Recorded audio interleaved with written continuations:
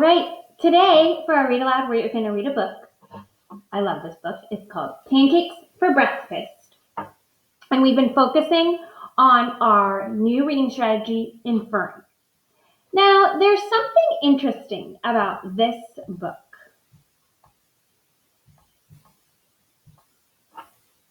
It doesn't have any words, really. So we're going to need to be inferring almost the entire book. Before I start reading, I'm going to look at the title, Pancakes for Breakfast. It's by one of my favorite authors named Tommy DePaulo, and I love this book because it has tons and tons of pancakes. Now I see a woman and a dog and a cat. Now as I'm reading, I'm going to pause, and I'm going to want you to pretend you're in our classroom and really thinking and talking out loud as I ask some questions. Now, if I turn to the back of this book, if I turn to the back, it said, what's more delicious than pancakes for breakfast? And I notice it's winter time.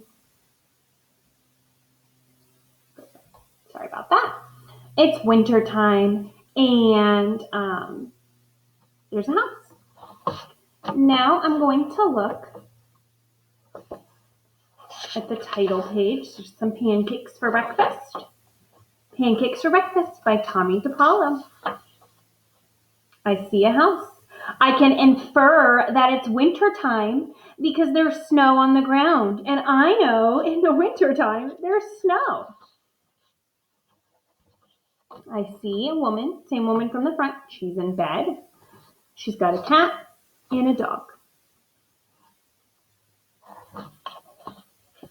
She's washing her face. I can infer she's thinking about something and she probably wants some pancakes. I can infer that she wants pancakes because she's thinking about it. Again, no words. I have to infer almost everything. Right here, it looks like she's excited for pancakes, getting something out. I can definitely infer she's making pancakes because I see she has a recipe for pancakes.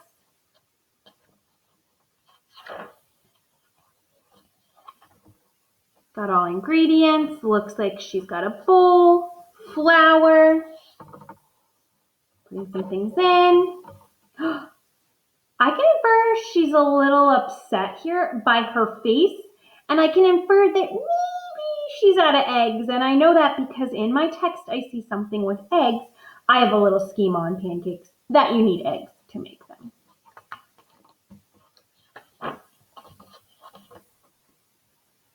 All right, well, looks like she's going to the chicken coop to get some eggs. I can infer she's got a smile on her face. I can infer she's probably feeling a little relieved now that she has eggs. Do you notice that dog right there?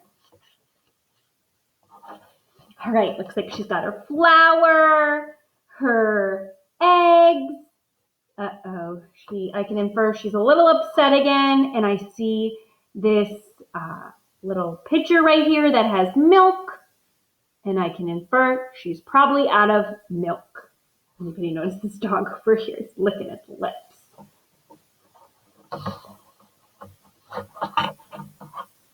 So she's off to get milk. I'm going to predict that she needs to go to a cow to maybe get some milk, just because she lives on a farm. I was right. There she is, milking her cow to get some milk. She's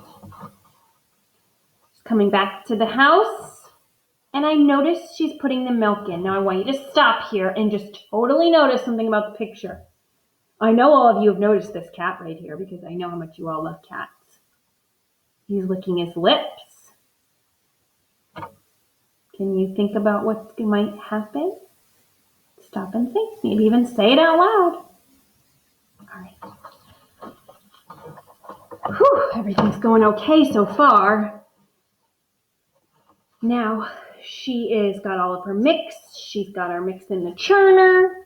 She's churning it. Now, Tommy DePaulo does something very purposeful back here. He puts a clock so we see how long she has to churn all the mix. You can probably infer that she's very tired by her face, and we've seen the clock, that it's taking a long time. All right, so she churned that butter, got her butter, she's got her flour, she's got her eggs. Oh no, she's out of syrup. Did you guys notice the dog and the cat? Your brain should be thinking about what might be going to happen in this book. Again, I have to infer everything in this book they don't actually know. She puts on her coat and she goes to this man's house. New maple syrup for sale. You must get maple syrup from this tap right here, as you can see. You get syrup from maple trees. Okay, she's probably headed back to her home. She's thinking, I'll crack the egg, I'll put the mix in, I'll make pancakes, flip my pancakes good as new.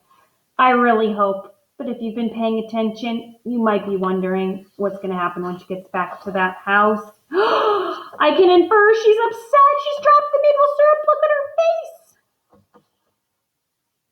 Uh-oh, we were right. The dog has gotten a hold of some of her ingredients, and that cat is licking up the milk. We definitely could have predicted that from earlier in our book. If you noticed, when she got that milk, the cat was licking its lips. And earlier, the dog was licking its lips. So we can infer all those things.